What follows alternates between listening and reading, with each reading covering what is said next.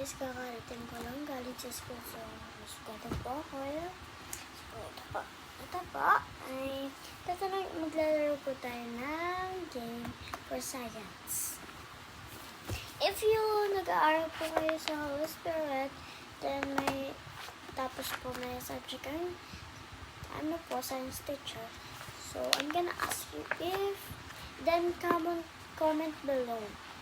And then I'm gonna continue my voice is hurting because I am so tired earlier. So if you have a teacher, please comment below and answer my questions in science book. My mom by this. Okay, I'm gonna, so ito na.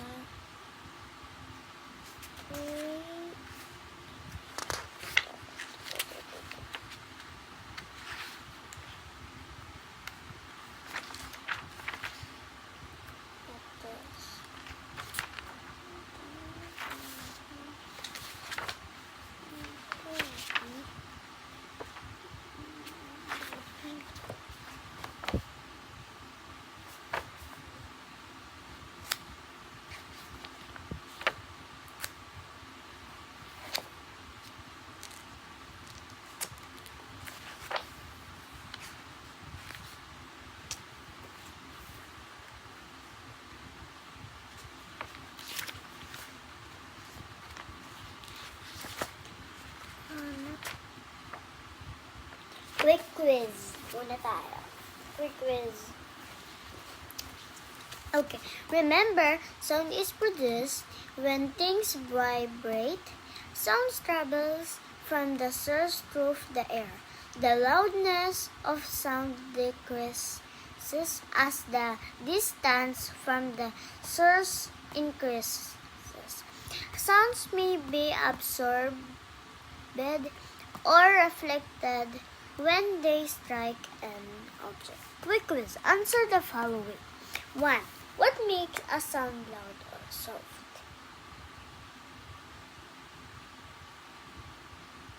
Okay. Number 2. Different.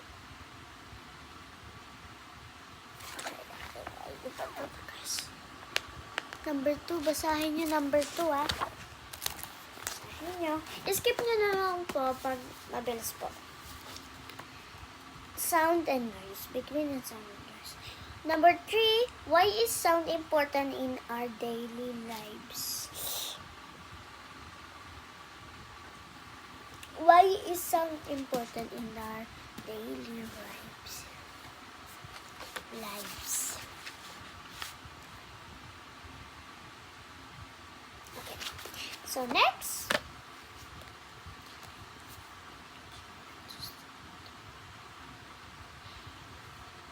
Unit test naman. Okay. Number 1, which plant is used as a source of clothing material?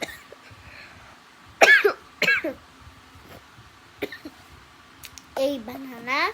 B. Orange. C. Papaya. D. Pineapple. Oh man! What do plants need in order to grow healthy? A. Air only. B. Air and water. C. Air and sunlight. D. Air, water, and sunlight. Only letters. Okay. 3. Which statement shows a way of caring for plants? A. Water the plants every day. B. Put plants inside a dark room. C. Remove dead leaves and flowers. D. Let some insects stay on the leaves or stems.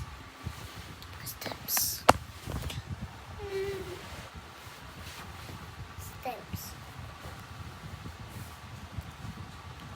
Number 4. When smelling flowers, why should you not put them very close to your nose?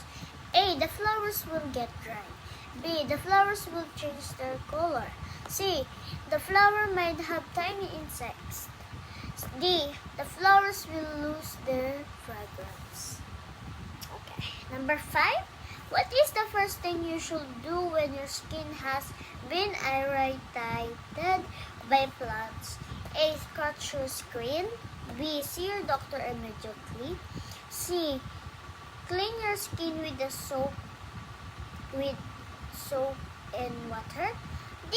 Apply some ointment on the irritated area of the skin. Okay.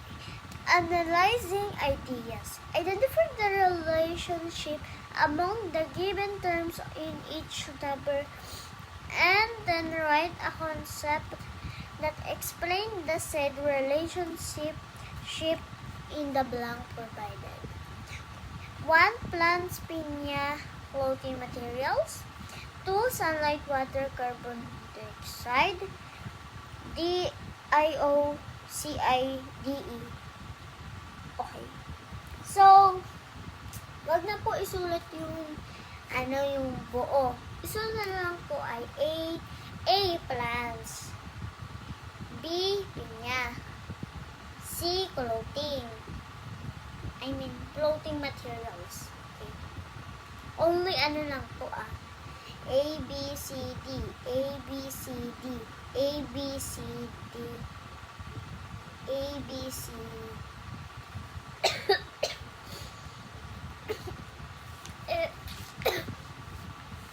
If you don't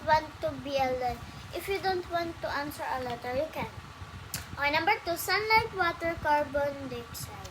3. Medical plants, grab leaves, cleaning wands. 4. Rose stems were globes. Okay, next. Okay. Checkpoint. Okay, checkpoint. Check the upright column that describes how the unit help you attain the learning competencies intended for the unit. Did this unit help you? Yes, no, not true. 1. Determine the function of the external body parts of plant. Yes, no, not true. 2. Describe ways to properly care to plants. Just care for plants. Just say number 1, not sure, or yes or no, okay? Okay. Past tense. Number 1. Which part of the plant connects the roots to other parts of the plant? A. Flower. B. Fruit. C. Leaf. D. Stem. 2. Which group of plants have woody stem? A. Bato, guava, santan. B. Cabbage, lettuce, fern. C. Jackfruit, tamarind, acacia. D. Mango, santan, gumamela. So,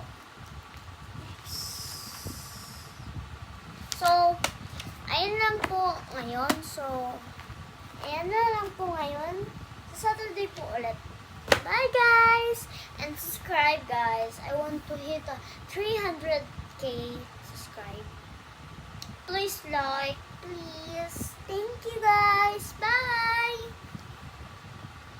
Thank you guys. Bye bye. Thank you guys. Bye bye.